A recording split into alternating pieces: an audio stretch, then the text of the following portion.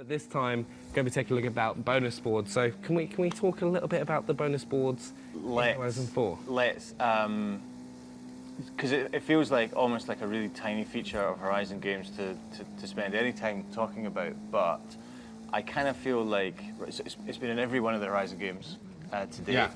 Yeah. It started in the very first Horizon game when I think, in all honesty, we needed some quite cheap gameplay to to put around the open world, and we thought, what could we hide around the open world that players could go find? But I think since then we've just got better at it.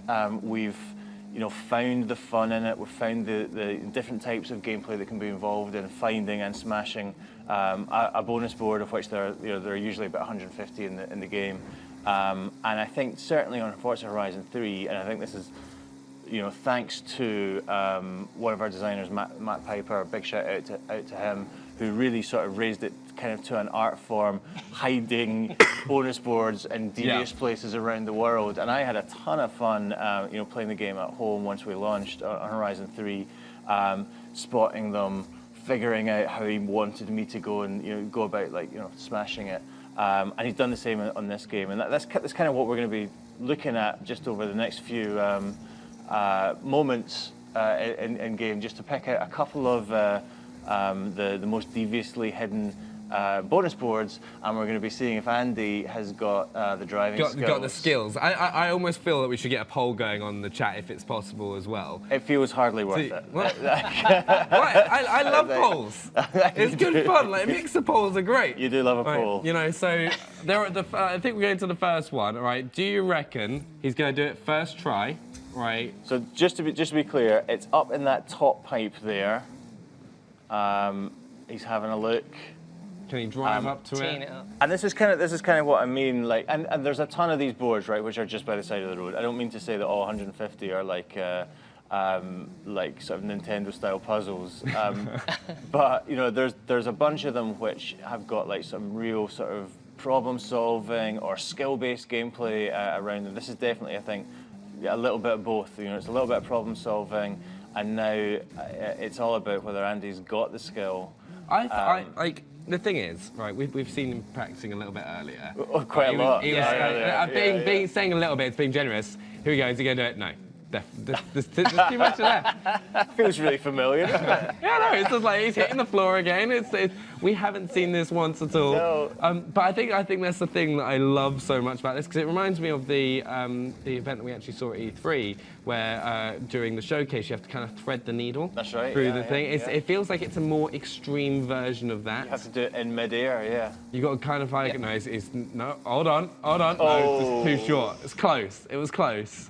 How many attempts will it take? Okay, 28% of what was it? 41% of people say it's going to take you more than 3. So I like how 3 plus is 3 plus. 3 plus. 3 plus. We're sitting here like 10 p.m. or something. I think that's a wise place to put your money. 3 plus. Yeah. Just put your feet up and kind of do it. But it's true. It was like you're saying how well these are hidden around in the world. And is he going to do it? No. Right, that was close. That was close. Because I was just kind of having a little drive about earlier, and I found one on top of the viaduct. Yes. And then you just kind of see this little board. Oh. Right.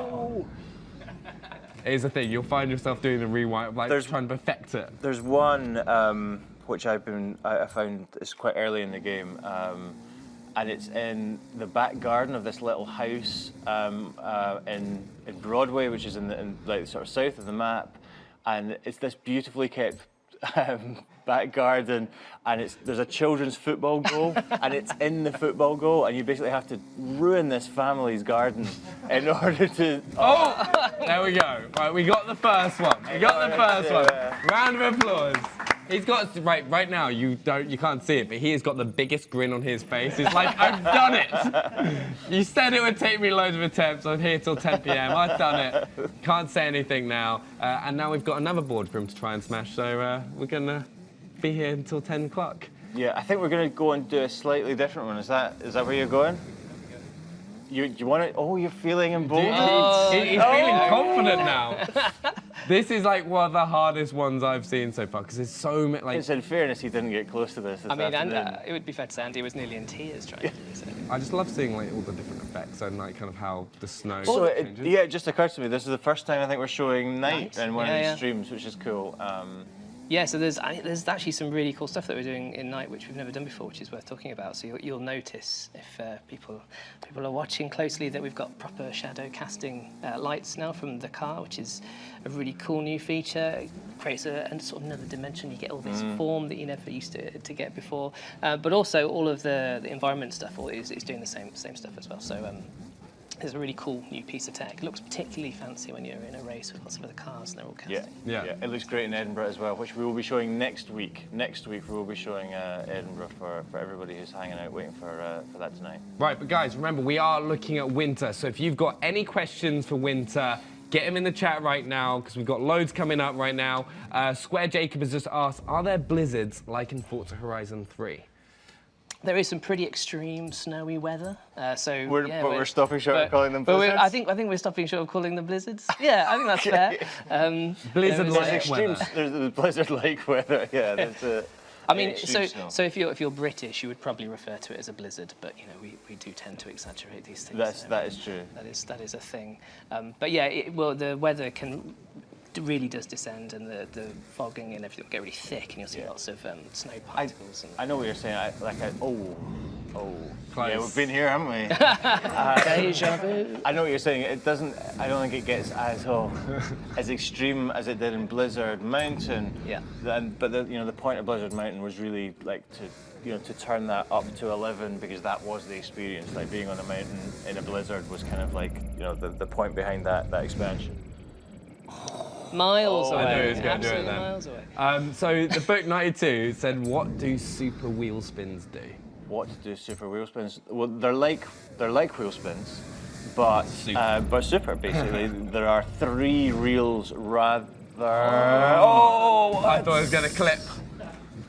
Pretty close. There are 3 wheels rather than 1, and I think I'm right in saying, and I'm kind of looking at Ben now across the monitor. I think there's like a more rare or legendary, more rare or legendary stuff goes into super wheel spins. So you get 3 things that stop. You win all of them, and you can win some of the best prizes in the game. And it is super awesome actually when they all land, and if you get 3 good things. So we've got another question from PTG. PTG Dan says, can you force a season change via a blueprint? Yes you can. Yes you can. You can choose when you blueprint an event. You can choose any of the seasons. Right, so there we go. And also, It's Fizz says, is there still animals in winter? Yes, there absolutely is, and they carve tracks in the snow just as the cars do. Yeah. So yeah, if you chase the sheep. How are the sheep? What's the sheep's volume like? The sheep's volume. Yeah. It's quite voluminous. The volume is at its highest. Yeah. That is highest. You don't want those guys to get cold. Ralph, Right. what you do you want to know what you do? That's You, just like- you don't want to hit the first bit. So I've What you just. need to do is go through. I mean, I've just realised through we've the been at pipe, this for so right. long. The sun is coming back. Yeah. It's when it sets again. Oh god. No. Right. Okay. I'm giving this back to Andy. They can't can I have one go to just go through the thing? Because I've looked at this all day, right, and I am determined that this cannot be that difficult. Right, this is, that moment where it can Famous backfire. last words. Right. Okay, will we be able to change seasons in private free roam? No, you won't. So, except for using the blueprint system, you will be on the sort of server-controlled, or if you're offline, the system clock version, so that everybody experiences them at the same time. But also, we've got some more questions coming in. So, guys, get them in the mixer chat as we kind of head on. We looked at mud last week, okay, and this I think 'cause we're by actually the 4x4 place, which is a We lot are in more it. Yeah. mud. Like, how much does it change? Because it seems a lot more crunchy. It does. You know what I mean, though? Yeah. So this is, I guess, winter's version of deformable mud, like deformable snow, which we sort of first had in the Blizzard Mountain expansion, and yeah, there's a bunch of different depths to the deformable snow that you'll find in the game. As Ben said earlier, also, it's not just all snow. There's also some areas in the south which are just frosty. There's roads which are cleared and roads which are not, and roads which are kind of like, I guess British people will recognise this kind of road from when it does snow, as it did earlier this year. Beast from the East. The Beast from the East, yeah, absolutely. Did you kind of, was that kind of like, as a game developer, like the dream moment to happen, especially when you're working Forza Horizon 4, you knew you were having winter in there. Was that just like kind of like a gift where you're like... If you're working on a game based in the UK with winter in it, then yes, yeah, it was... I mean, it's fair to say that, I mean, every season has kind of been the perfect season this past couple of years. So it was awesome. And we absolutely went out and didn't just have fun building snowmen. We went out and got... Is that the snowman that we knocked over earlier? Was that yours? Was that your snowman? We're like, all right, we're going to build a snowman. It's for the game. I mean, actually, the guys had, they had to do the difficult, painful task of going to that same 4x4 park in the snow to drive it, just because Andy absolutely needed to find out how the cars were handling on a combination of mud and snow. It was apparently very important to him. Yeah, it was very I'm important. not surprised. Did he kind of push for it hard? I need to go. It needs to be right. Absolutely, yeah. And to be fair to him, he came back with some pretty good reference, and it's made for a pretty authentic experience inside that park. So. What else? What kind of else did you kind of get from the Beast from the East to kind of put into Forza Horizon 4? I think the other thing is maybe, like, you remember how long that sort of lasted. Like, quite often in Britain, you get that thing where it snows and then very quickly melts away. But I think because we had that real harsh cold winter, everything froze and stuck around for quite a long time. So we got to experience what that, you got that slushy sort of look to the roads you get in Britain when it starts to melt, which is totally there. But also when you get a real hard frost on tarmac, that's something that we don't necessarily see all that often, but we got to experience lots of it during that particular part of the year. And that's something that we've managed to replicate. You kind of get the kind of same slipperiness that kind of going at that speed as well, because where you have to kind of change your style of driving to kind of compensate for that kind of like ice and that slush. Absolutely, and there's some other like specific things going on which I know the car handling guys got really into and made quite a few observations around which they weren't expecting, which is just the sudden shocking drop in temperature on the tyres when you hit that snowy surface. Did some really unexpected things to the way the cars were handling inside the physics model. Which gives you this whole new sort of layer of depth to the driving experience in winter in certain areas of the map. Yeah, and also, because like Ralph, you said it straight from the offset at the start of these streams that winter was your favourite season, right? What is it that makes like winter your favourite? So I think for me the biggest thing is I think it's incredibly powerful when a game can change the way it looks completely. I'm sure I'm not alone in loving games, playing games a lot, and then when you absolutely love a game, when you play it a lot, you get super familiar with it. You totally understand every inch of the world that you're playing in, and what this game, and in particular winter within this game, does is on a really regular basis completely change the way the world looks, so that when you return to it, sure, it's the same world that you've been playing in, it's the same roads that but it looks so completely different that it's almost kind of like just refreshing.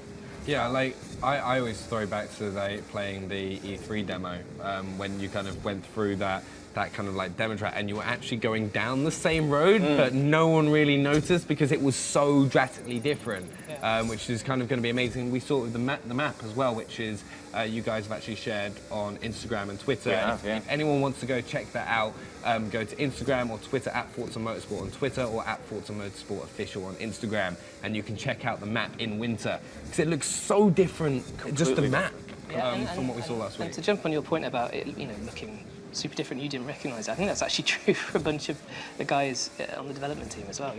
The first time we did that route and we started working on it, people were surprised when they heard that was the same stretch of road we were using, which was kind of validation for us that it really did feel and look like a very different experience. And there's the white space again as well, which is always nice to see. But we've got a few. We can get in a couple last questions, guys. So if you've got any last questions, this is your chance to get them in, get them answered by Ralph and Ben as we kind of come up to the end. Because what do we have on next week as well? Because next week is the final season. It's the final season. It's the final show. What will we do with Tuesday nights after that? We've built up quite a debt, haven't we? We've promised that we will show Edinburgh, so we will. We've promised that we'll show competitive team racing, so we will. I can't remember if we promised any other things, but we almost inevitably This have. is the moment where I kind of need to just try and get you to promise more things, because then it's just Well, so we can then get more things next week. So yeah, I know obviously it goes without saying. Spring, we will be showing spring. I think we'll probably drop the spring map in the same way we have the winter map on social media this next week as well. So there's a ton of stuff coming up in our final show next week.